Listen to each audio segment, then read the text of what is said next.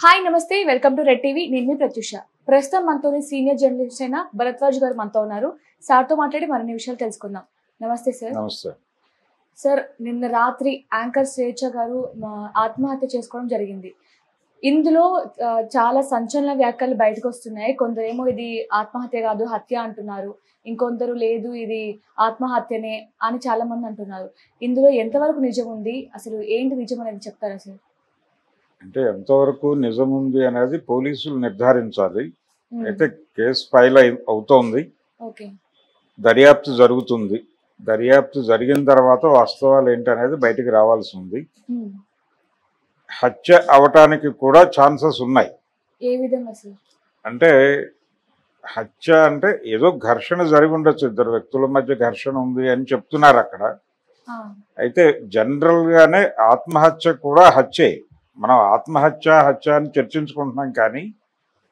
ప్రతి ఆత్మహత్య కూడా హత్యే అంటే ఎవరో ఏదో పద్ధతిలో ఎవరినో గాయపరిస్తే మానసికంగా అంటే వాళ్ళని వాళ్ళు అంతం చేసుకునే వైపు డ్రైవ్ చేసేలాగా ఎవరో పని చేస్తారు ఆ పని చేయటం వలన చచ్చిపోతారు ఎవరైనా ఆత్మహత్యలు చేసుకున్నటువంటి వాళ్ళందరూ కూడా ప్రతి ఆత్మహత్యకి రీజన్స్ ఉంటాయి ఆ రీజన్ ఆ కారణం కల్పించిన వాళ్ళు ఎవరో ఉంటారు వాళ్ళ మీద కేసులు పెట్టరు అందుకని అదేదో ఆత్మహత్య ఏదో వీక్ అంటే వాళ్ళు మానసికంగా వీక్ అయ్యారు వాళ్ళు స్థైర్యాన్ని కోల్పోయారు అని విచిత్రమైన ప్రకటనలు ఇచ్చేస్తారు కానీ ఆ స్థైర్యం ఎలా కోల్పోతారు వాళ్ళు ఎందుకు కోల్పోతారు సామాజిక బాధ్యత ఉంటుంది కొంత అంటే సామాజిక బాధ్యత అంటే తన పెయిన్ని పంచుకోవడానికి ఎవడూ లేడు అని వాళ్ళు లోన్లీనెస్ ఫీల్ అయినప్పుడే ఆత్మహత్యలు జరుగుతాయి ఒకటేమో ప్రెజర్ పెట్టిన వాళ్ళు కారణం ప్రెజర్ పెట్టడం వలన చచ్చిపోతారు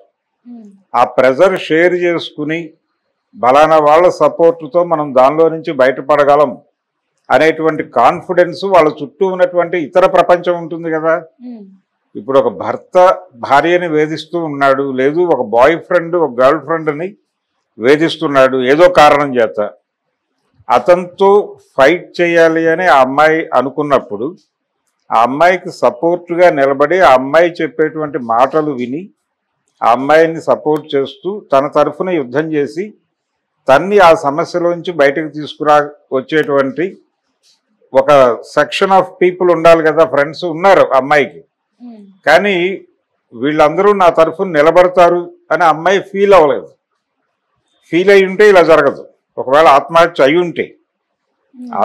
అయి ఉంటే ఆ అమ్మాయికి ఆ ధైర్యాన్ని ఇవ్వలేకపోవడం ఈ సమాజం తాలూకా లోపం అందుకని అది ఒక రకంగా తన ఫ్రెండ్ సర్కిల్ నుంచి ఆ స్థైర్యాన్ని ఇవ్వలేకపోవడం వలన జరిగిన ఆత్మహత్యగా గనక చూస్తే వీళ్ళు చేసిన హత్యగా భావించాల్సి ఉంటుందని రెండోది అవతల వైపు నుంచి ఎవడైతే ప్రెజర్ పెట్టాడో వాడు చేసిన హత్యగా కూడా చూడాల్సి ఉంటుంది ఇది ఆత్మహత్య యాంగిల్లో ఒకవేళ హత్యగా దీన్ని హత్య చేసి ఆత్మహత్యగా చూపించేటువంటి ప్రయత్నం కూడా జరిగింది ఒక లుంగీతో హ్యాంగ్ చేసినట్టుగా ఉంది అక్కడ విజువల్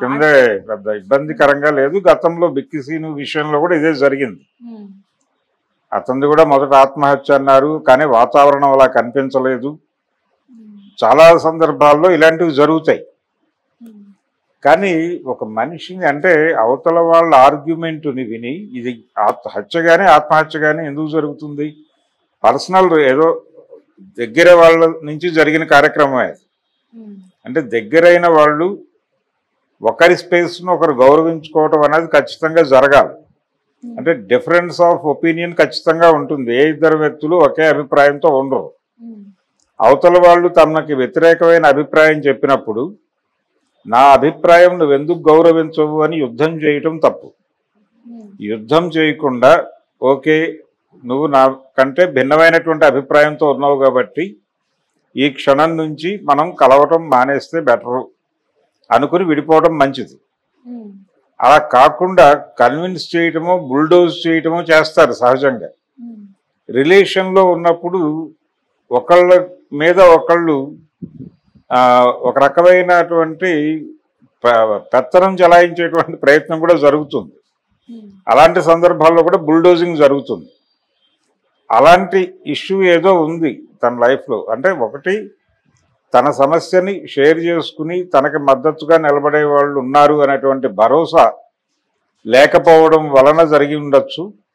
రెండోది, ఇది అటువైపు నుంచి ప్రెజరైజ్ చేసి జరిగి ఉండొచ్చు. ఆ ప్రెజర్లో భాగంగా నా మాట వినలేదు కాబట్టి, లేకపోతే నా అభిప్రాయంతో కన్విన్స్ అవ్వలేదు కాబట్టి అని ఒక ఆగ్రహానికి గురై వాళ్ళ అవతల నుంచి ఏదైనా, అవతల వ్యక్తి ఎవరైతే హంతకుడు ఉన్నారో, లేదు అవతల ఎవరైనా ఉండొచ్చు, వాళ్ళు ఏదైనా చేసి ఈ అమ్మాయి చనిపోయిన తర్వాత తమని తాము సేవ్ చేసుకోవడం కోసం ఇది క్రియేట్ చేసి ఉండొచ్చు. సార్, మీరు ఇప్పుడు ఇందాక అన్నట్లే ఒకవేళ ఆత్మహత్య యాంగిల్లో చూసినట్లయితే ఈ స్వేచ్ఛ గారు ఎవరైతే ఉన్నారో ఈవిడ ఒక సీనియర్ జర్నలిస్ట్ సార్. అంటే ఈమె ఇలాంటి సందర్భాలు ఎన్నో ఎదుర్కొని ఉంటుంది. అంటే ఆత్మహత్యలు కానీ, హత్యలు కానీ, ఇలాంటి సిచ్యువేషన్ చాలా ఎదుర్కొంటుంది. అలాంటి ఒక గుండె ధైర్యం గల వ్యక్తి ఇలాంటి ఆత్మహత్యకు పాల్పడిందని మీకు అనిపిస్తుందా? అంటే ఇందులో గుండె ధైర్యము మరొక ధైర్యము ఉండవండి. అంటే ఎవరి సమస్యలు వారివే, ఎవరి కంపార్ట్మెంట్ వారిదే. తను అవుట్ సైడర్గా ఇష్యూని మాట్లాడటం వేరు, ఇన్సైడర్గా ట్యాకిల్ చేయటం వేరు, హ్యాండిల్ చేయటం వేరు. హ్యాండిల్ చేయాల్సి వచ్చినప్పుడు ప్రాపర్గా ఈ అనుభవంతో, అంటే తను చూసినటువంటి, తను విన్నటువంటి విషయాల నుంచి, తనకు ఏర్పడినటువంటి భావాల నుంచి తను దీన్ని ఫైట్ చేయాలి అని అనుకుంటే కనుక నిలబడి ఫైట్ చేయాల్సి ఉంది. ప్రతి మనిషి జీవితంలోనూ చాలా సందర్భాల్లో ఒక డైలమా వస్తుంది. ఆ డైలమా వచ్చినప్పుడు ఇంకా జీవితాన్ని కొనసాగించడం అనవసరం అనే ఒక ఎడ్జ్ వస్తుంది. ఆ ఎడ్జ్ వచ్చినప్పుడు ఏం పర్వాలేదు, నాకు సపోర్ట్ చేసేవాళ్ళు ఎంతమంది ఉన్నారు, నేను ఒక్కసారి వాళ్ళ దగ్గరికి వెళ్ళి ఓపెన్ అయితే వాళ్ళందరూ నన్ను రెస్క్యూ చేస్తారు అనేటువంటి ఒక భరోసా. ఆ భరోసా లేనప్పుడు మాత్రమే చాలా ఆత్మహత్యలు ఎలా జరుగుతాయంటే అవతల నుంచి ఉన్న ప్రెజర్ వలన జరగవు, తన వెనక ఎవరూ లేరు అనేటువంటి నైరాస్యం నుంచి జరుగుతాయి. ఆ నైరాస్యం కలిగినప్పుడు వాళ్ళు మానసిక స్థైర్యాన్ని కోల్పోతారు ఇమ్మీడియట్గా. కోల్పోయిన తర్వాత ఆ డెసిషన్ డ్రైవ్ అయిపోతుంది. మెజారిటీ ఆత్మహత్యలు ఇప్పుడు ఆ మధ్యకాలంలో ఒక మంత్రి గారు ఆత్మహత్య చేసుకున్నాడు. ఒక హోంమంత్రిగా చేసినటువంటి వ్యక్తి కోడెల శివప్రసాద్. కోడెల శివప్రసాద్ ఆత్మహత్య జరిగినప్పుడు కూడా ఈ చర్చ విపరీతంగా జరిగింది. ఆయన పల్నాటి పులి అని పిలిచేవాళ్ళు. ఆయన బాంబులు చుట్టేవాళ్ళు. ఆయన ఇంట్లో చాలా హత్యాకాండలు ఆయన స్వయంగా డ్రైవ్ చేశాడు. అనేక దాడులు ఆర్గనైజ్ చేశాడు. ఆయన డాక్టరు, ఎమ్మెల్యే, హోంమంత్రిగా పనిచేశాడు. చాలా అనుభవజ్ఞుడు, స్పీకర్గా ఉన్నాడు. ఇంత అనుభవజ్ఞుడు ఆత్మహత్య చేసుకోవటం ఏమిటి అని చెప్పి చాలామంది మాట్లాడుకున్నారు. కానీ ఆయనకు కూడా ఆ టైంలో లోన్లీనెస్ ఆవరించి ఉండొచ్చు. అంటే తనకి మద్దతుగా నిలబడతారు అనుకున్న వాళ్ళ దగ్గర నుంచి ఆ మద్దతు లేదు అని తెలిసి ఉంటుంది ఆయనకి. తెలిసున్నప్పుడు అది విపరీతమైన డిప్రెషన్లోకి తీసుకెళ్తుంది ఆ ఫీలింగ్. ఆ డిప్రెషన్లో వాళ్ళు జీవితాన్ని అంతం చేసుకోవాలి అనుకుంటారు. అది అందుకని సామాజిక బాధ్యత ఉంటుంది ప్రతి ఆత్మహత్య వెనకాల అన్నది. అందుకే ప్రతి ఆత్మహత్య వెనకాల సమాజం ప్రతి మనిషికి ఒక భరోసా కల్పించాలి. కనీసం మేము ఉన్నాం నీ వెనక, మీకు ఏ సమస్య వచ్చినా వినటానికి మేము ఉన్నాం. కనీసం దాన్ని ఫైట్ చేస్తామా లేదా అనేది వేరే గొడవ. చెప్పుకోవడానికి ఒక చెవి లేని వాళ్ళు చాలామంది ఉన్నారు. అందువలన ఆత్మహత్యలు జరుగుతాయి. ఇప్పుడు ఈ కేసులో కూడా అలాంటివి ఏవో జరిగి ఉండొచ్చు.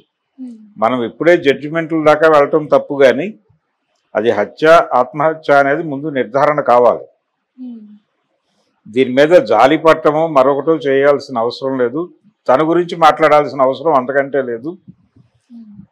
రెండు వైపులా కూడా సామాజిక బాధ్యతే ఉంది. తన లోపం కంటే కూడా తన అనవగాహన, లేకపోతే మరొకటి, తను లోన్లీగా ఫీల్ అయింది, ఇవన్నీ మాట్లాడేస్తున్నారు. కానీ ఇవన్నీ తప్పు. ఆ అమ్మాయి పాత్ర గురించి మాట్లాడటం మానేసి దానిలో మన బాధ్యత ఎంత ఉంది అనేది ఎవరికి వాళ్ళు తమని తాము పరిశీలించుకొని జడ్జి చేసుకోవాల్సిన సందర్భం. ఒక ప్రశ్న ప్రపంచం ముందు పెట్టింది అమ్మాయి. అంటే అమ్మాయి చుట్టూ చిన్న సర్కిల్ ఏం లేదు. అమ్మాయి కేవలం యాంకర్ మాత్రమే కాదు. అనేక ఉద్యమాలతో పాటు కలిసి నడిచినటువంటి చరిత్ర ఉంది. ఆ అమ్మాయికి ఉంది, ఆ అమ్మాయి పేరెంట్స్కి ఉంది. వాళ్ళు కూడా అనేక సామాజిక ఉద్యమాలతో నడిచిన చరిత్ర ఉంది వాళ్ళకి. అమ్మాయి మదర్కి చైతన్య మహిళ అనే ఒక ఆర్గనైజేషన్లో పనిచేస్తారు ఆవిడ. అలాగే ఫాదర్ పిడిఎస్యులో పనిచేసిన చరిత్ర ఉంది. ఆయన విద్యార్థి దశ నుంచి రాజకీయాల్లో ఉన్నాడు. ఒక చైతన్యం ఉంది. అలాగే తెలంగాణ ఉద్యమం, మలిదశ ఉద్యమం జరుగుతున్న సందర్భంలో అనేక వేదికల నుంచి మాట్లాడినటువంటి చరిత్ర ఉంది ఈఎంఐకి కూడా. మరి ఇంత సోషల్ మూమెంట్ ఉన్నటువంటి వాళ్ళు అలా లోన్లీగా అయిపోయారంటే చెప్పుకోవటానికి ఇబ్బంది పడకుండా ఏ విషయాన్నైనా చెప్పుకోగలిగినటువంటి ఒక సర్కిల్ ఉండాలి. అది లేనప్పుడు ఇలాంటివి జరుగుతాయి. అందుకని ఆ స్పేస్ మనం ఇవ్వలేదు అని అనుకోవాలి వీళ్ళు.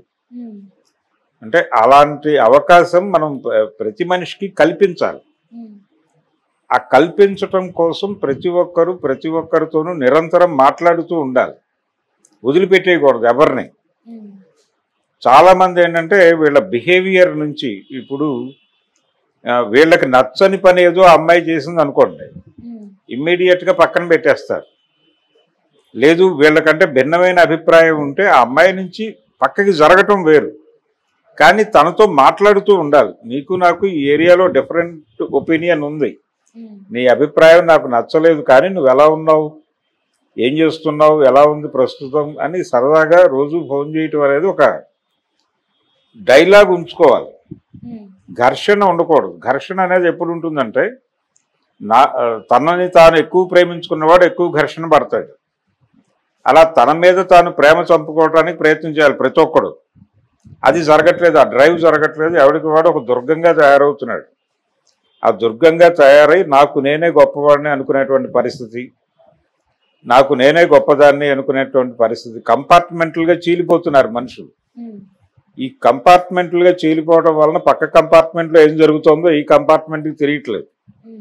తెలియకపోవడం వలన వాళ్ళు కూడా షేర్ చేసుకోవాలనుకోవడం లేదు. అందుకని ఈ రకమైనటువంటి మరణాలు ఎక్కువ అవుతున్నాయి సమాజంలో.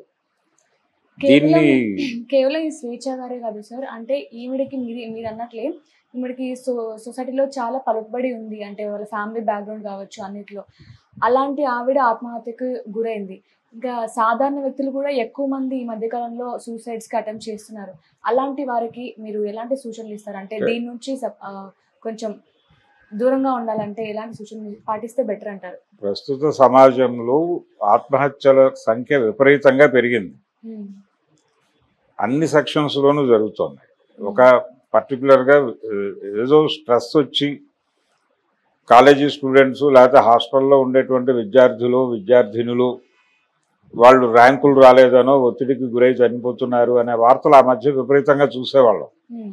ఇప్పుడు కేవలం వాళ్ళే కాదు, వాళ్ళు చనిపోతూనే ఉన్నారు.